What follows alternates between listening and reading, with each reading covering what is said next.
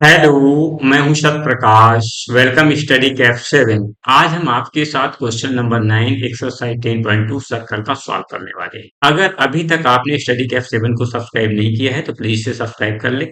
Study Kaif 7 आपके लिए बहुत ही इजी वे में क्वेश्चन का सोल्यूशन लाता है जो आपको एग्जाम में 100 आउट ऑफ 100 प्राप्त करने में बहुत ही हेल्पफुल होगा। तो आते शुरू को क्वेश्चन नंबर 9। क्वेश्चन नंबर 9 कहता है in figure x Y and x dash Y dash are two parallel tangents to a circle with centre O and another tangent AB with point of contact C intersecting x y at A and x dash by dash at B prove that angle AOB बराबर 90 degree. तो यहाँ पर मुझे जो question दिया गया है यहाँ पर एक सर्कल और ये फिगर दिया गया है। फिगर में कह रहा है कि वो एंगल जो ए ओ बी है ये हमको प्रूव करना है कि ये 90 डिग्री का है। तो इसको 90 डिग्री का प्रूव करने के लिए हमको क्या करना है, सोल्यूशन में जो प्रूव करना है वो आपका है angle A O B equal to 90 degree. अब आपको कंस्ट्रक्शन क्या है, पहले तो यहाँ पर देखिए ये ए बी एक टेंजेंट दिया गया है और एक्स डैश बाई डैश ये टेंजेंट क्यू पर टच कर रहे हैं, एक्स बाई पी पर कर रहा है। तो एक्स बाई टेंजेंट पी पर, ए बी सी पर और x dash Y dash Q पर ये टेंजेंट यहाँ पर टच कर रहे हैं। अब अगर हम ये सेंटर ओ जो है ओ से इस सी को मिला दें इससे, तो आप देख रहे हैं कि ए जो सर्कल के बाहर पॉइंट है वहां से एक क्वाड्रिलेटरल बन रहा है ए पी ओ सी और इसमें दो ट्रायंगल बन रहे हैं ए ओ पी और ए ओ सी। और इधर आप बी जो आउटर पॉइंट है जहां से दो टेंजेंट आपके बी सी और बी क्यू होंगे वो आपको दो ट्रायंगल बना रहा है, एक बी ओ क्यू बना रहा है, एक बी ओ सी बना रहा है। तो अगर हम मान लीजिए पहले भाग में जहां पर ये आपका ए ओ पी है और ए ओ सी है, तो यहाँ पर देखिए सी से ए सी और ए पी इक्वल होंगे क्योंकि क्या है, टेंजेंट फ्रॉम आउटर पॉइंट से हैं। और ओ सी और ओ क्यू बराबर होंगे, क्यों? क्योंकि रेडियस ऑफ सेम सर्कल है। और ओ ए इसमें क्या हो जाएगा, कॉमन हो जाएगा। तो triangle A O P triangle A O C कैसे हो जाएंगे, कंग्रुएंट हो जाएंगे। जब ये कंग्रुएंट हो जाएंगे तो यहां पर सीपी सीटी से हम कह सकते हैं कि angle A O P equal to angle A O C. मान लीजिए एंगल 1 है, एंगल ये 2 1 2 आपस में बराबर हो जाएंगे। सिमिलरली आपके इसी तरह से आपका एंगल जो बी ओ क्यू है और बी ओ सी है, तो इसको जब हम बी ओ क्यू ट्रायंगल को बी ओ सी के कंग्रुएंट करेंगे तो ये भी एंगल मान लीजिए ये एंगल आपका 3 है और ये एंगल आपका 4 है, ये आपस में बराबर। तो जब ये बराबर हो जाएंगे तो ये सीधी पी क्यू रेखा डायमीटर से जा रही है लाइन, तो ये 180 के बराबर सारे जोड़ दीजिएगा और इनको जोड़ करके हम प्रूव कर सकते हैं कि angle A O B equal to 90 degree है। आइए सोल्यूशन में देखते हैं क्या है। ज्वाइन ओसी, जब ज्वाइन ओसी कर दिया है तो अब हम क्या लेते हैं, triangle A O P in triangle A O P and triangle A O C में क्या है, A C equal to A P. क्यों?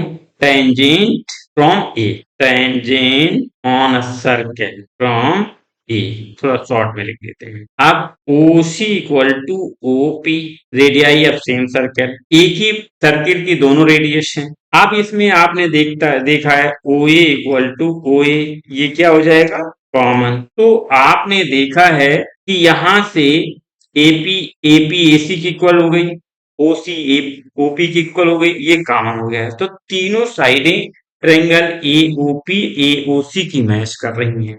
तो यहां हम लिख सकते हैं triangle A O P congruent, side side तीनों इक्वल हो रही तो क्या हो जाएगा, congruent triangle A O C. कहां से कर सकते हैं, ये हम कर सकते हैं ट्रिपल एस, साइड साइड कंग्रुएंसी से, साइड साइड कंग्रुएंसी से हम ये कर सकते हैं। अब जब ये दोनों कंग्रुएंट हो रहे तो angle A O P equal to angle A O C, यानी कि angle A O P equal to angle A O C, कहां से, सी पी सी टी से, ये कर सकते हैं। एंगल ए ओ पी को मैंने एंगल ए मानो या अल्फा मान लो, बीटा मान लो, जो भी, और इसको एंगल 2 मान, ठीक। ये इक्वेशन आपकी फर्स्ट हो गई। इसको इक्वेशन फर्स्ट दे दे। Similarly triangle B O Q and triangle P O C, आप सेम कंडीशन लगाइएगा। जब सेम कंडीशन यहाँ पर आप लगाएंगे तो ये हो जाएगा आपका बी क्यू बराबर B C, B Q equal to B C. क्या? Tangent from B, tangent from B point से ये टेंजेंट हो जाएंगे, और आपका हो जाएगा O C equal to O Q, radii of same circle हो जाएंगे, सेम सर्कल की रेडियस हो जाएगी। अब आपका O B equal to O B, ये आपका हो जाएगा कॉमन, ये कॉमन हो गया। जब ये कॉमन हो गए तो फिर से क्या लिख सकते हैं? Triangle B O Q congruent triangle B O C, कहाँ से? Side side side congruency rule से। जब साइड साइड कंग्रुएंसी रूल हो गया तो B O C angle B O C equal to angle B O Q, कहाँ से equal हो जाएंगे? सी पी सी टी से। तो ये angle 3 equal to angle 4, equation second हो गई। अब फर्स्ट और सेकेंड इक्वेशन को जोड़ दीजिए। फर्स्ट और सेकेंड इक्वेशन जोड़ लें, यानी एंगल 1 2 3 4 को हम जोड़ देते हैं। जब 1 2 3 4 को जोड़ेंगे तो ये सीधी लाइन पी क्यू बन जाएगी, और पी क्यू क्या है? डायमीटर, और डायमीटर कितने पर होता है? 180 डिग्री पर। तो equation first plus equation second कर दीजिए, तो ये हो जाएगा एंगल 1 प्लस एंगल 2। अब मैं ये सारा नहीं लिख रहा हूँ, A O P, A O C, B O C, B O की, ये नहीं लिख, angle 1 angle 2 plus angle 3 plus angle 4 equal to straight line बन जाएगी 180 डिग्री की। अब आप एंगल 1 बराबर एंगल 2 के है, तो 1 की जगह क्या लिख सकते हैं? एंगल 2 लिख सकते हैं, प्लस एंगल 2, और एंगल 3 बराबर 4 का है तो एंगल 3 तो ऐसा ही रखना, 4 बराबर क्या लिख देते हैं? एंगल 3।